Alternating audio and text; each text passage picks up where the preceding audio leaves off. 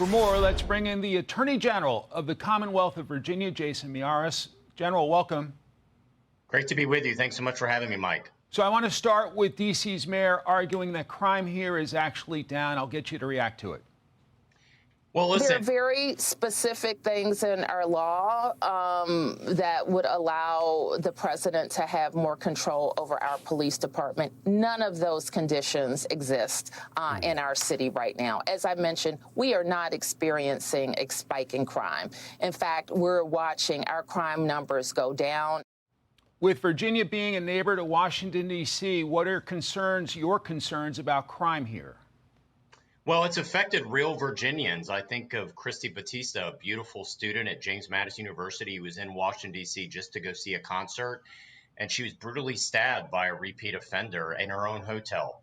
And the reality is the D.C. police chief, the former D.C. police chief, noted that the average arrest record for someone who was picked up on a murder charge in Washington, D.C. is 11 prior arrests.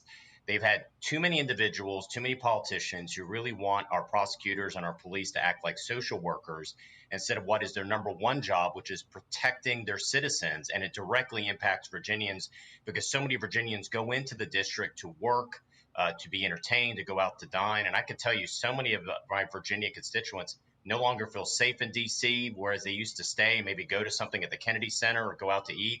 If they have to work in the district, they immediately cross the river back into Virginia as soon as they're done with their workday. So it has a real impact. And I don't think it's healthy for our nation's capital to be in such a state of lawlessness with so much crime that is occurring, because there's so many people that come to visit America. They go to our nation's capital. What do they see? They see rampant homelessness. They see rampant lawlessness. It's not good for America, for our greatest cities, to be run in this way. U.S. Attorney Jeanine Pirro of Washington, D.C. has used the term coddled when referring to young offenders here in our nation's capital. Do you agree with that? And do you agree with these efforts to step up federal law enforcement presence on the streets of our nation's capital? Well, no question, because remember, this is the same D.C. council that voted to abolish reduced penalties on carjacking, abolish almost all mandatory minimums, including drug dealers dealing heroin, fentanyl, and violent assaults, which, by the way, Abigail Spanberger, when she was in Congress, sided with the D.C. City Council, even against Joe Biden, who said this was too extreme of a measure by the D.C. City Council. And listen, the proof is what it is. The numbers don't lie. An average of 11 prior arrests for somebody picked up on a murder charge. The reality is you have a small subset of repeat violent offenders that are on these streets that are committing so much mayhem, not just against D.C.'s residents, but also against Virginia commuters, Virginians at work. And so, yes, she's exactly right. I'll be anxious to see what the president announces tomorrow, but I know this: what is currently happening in D.C. is not sustainable. There has to be a change. All right, in nearby Fairfax County in the Commonwealth of Virginia, there was a video that went viral of a suspect attempting to abduct a 3-year-old girl at the mall. Evidently, this guy was in custody 3 days earlier. Now, Governor Glenn Youngkin's asking you to investigate. Fairfax County Prosecutor Steve Descano, how alarmed are you by this video? It was heartbreaking. First of all, it's every parent's worst nightmare. This is an individual who had 43 prior charges that had been against them.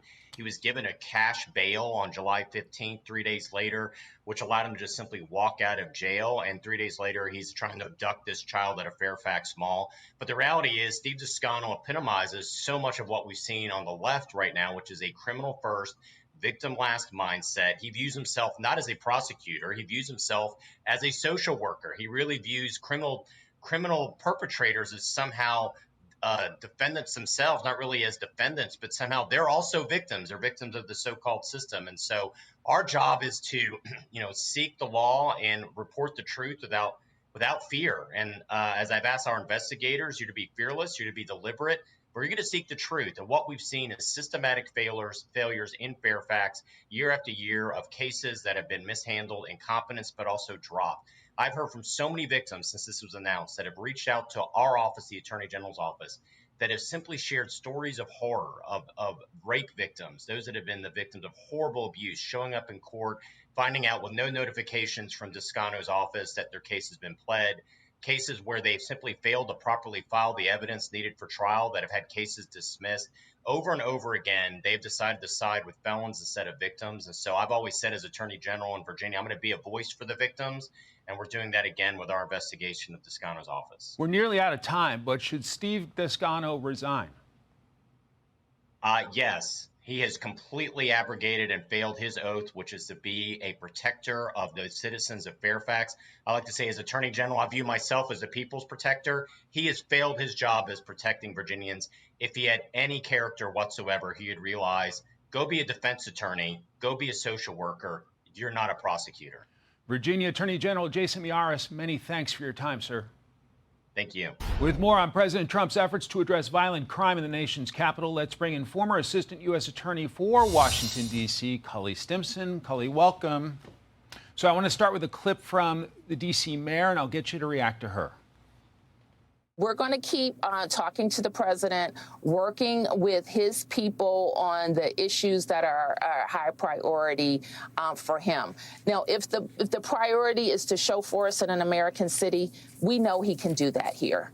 But it won't be because there's a spike in crime. How do you assess the crime crisis in our nation's capital? It's real. It's been going on for a long time, and it's a policy choice. It's a dysfunctional system.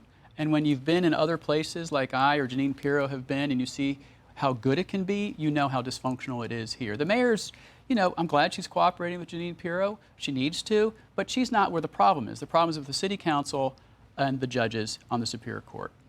President Trump's expected to roll out a plan to stop violent crime here. What do you anticipate? Well, it's going to be guns, guns, guns, and juvenile crime. And so every day, lots of felons are caught in this city with a handgun. Lots of felons are caught carrying a pistol without a license. Most of those cases go to the Superior Court. And Mike, between 2018 and 2022, the police made 5,558 arrests. Two-thirds of those cases went away, and the one-third that went forward to Superior Court, 1% ended up in prison. 1%. That's pathetic. So every time a felon is caught in possession of a handgun, I think Jeanine Pirro and any serious real prosecutor, and she's one, will take that to federal district court. Why? Because in federal district court, 97.5% get a prison sentence, and on average it's 68 months, but for armed career felons it's 203 months. So there's a way to solve this problem, but no one's had the backbone to do it. I did an interview with the mother of a congressional intern who was killed here last month. Tore my heart out. Yeah. I want to play the clip and I'll get you to react. I mean, obviously, there's no ramifications for these kids or young adults, whatever, for what they do. In my opinion, the council isn't handling this. Everybody's just a statistic. U.S. Attorney Jeanine Pirro has used the word coddled in reference to youthful offenders here in Washington. What about that? 100% right. I call it the diaper problem. The D.C. City Attorney and the D.C. City Council treat youths, these are people they define as 24 years and younger, wow, as children. And so Jeanine Pirro, like me, has practiced in places where youths who commit really violent offenses are charged as adults. Right now in D.C., under the current D.C. law, 16 and 17-year-olds can be charged as adults. But in a 10-year period, Mike, between 2013 and 2023, only 176 juveniles were charged as adults. That's pathetic. That has to change. And by the way, D.C.'s so out of step. 25 states allow 14-year-olds or older to be charged as adults, and 10 states allow people under the age of 14 to be charged as adults for their adult crimes. So the city council's out to lunch, and that's why Trump and Pirro are taking this seriously. Pirro has talked about dropping the age of responsibility to 14. What about that? Well, that would be in the mainstream. That would be what half the states do. And we're not talking about jaywalking. Look, most juveniles who commit offenses need to be in the juvenile justice system. That's there for a reason. We want them to be rehabilitated. We want them to be productive members of society. But when you do armed carjackings, when you do murder, when you're carrying a pistol without a license and you have multiple priors, of course you want that. Look, we have a massive armed carjacking problem in this town. 15 and 16-year-olds are the peak people who are doing it, amazing, and 72% of them are armed, and they're treated like babies. And it suggests to them that there's no accountability, right? They have no fear of consequences. Well, they know there's no consequences, that the city attorney keeps them in juvenile diaper court, right? And the D.C. Superior Court judges give 1% of people who are carrying a pistol without a license prison sentence, and only 14% of felons in possession with a handgun a prison sentence. So D.C. Superior Court's a joke. Trump has the opportunity to fill the 10 vacancies on that court with law and order people. He needs to do that ASAP. In your view, should business owners, residents, and the 27 million plus tourists who come here every year welcome a federal crackdown on crime here? Hell yes, of course. Look, if D.C. was a state, we'd be the #1 murder state in the country. We're the 4th largest murder city in the country. This is entirely a policy choice. You can either treat criminals like criminals and hold them accountable and give them long periods of time in prison, or you can take the diaper approach and act like these are babies. And by the way, the D.C. City Council is so out to lunch, they passed a law, the D.C. Juvenile Rehabilitation Law, that treats 25-year-olds and under as essentially juveniles, and they get some sentence reduction. These are people whose lives are a third over. I mean, when you and I were 25 years old, we were men. We were doing stuff. We didn't need a diaper.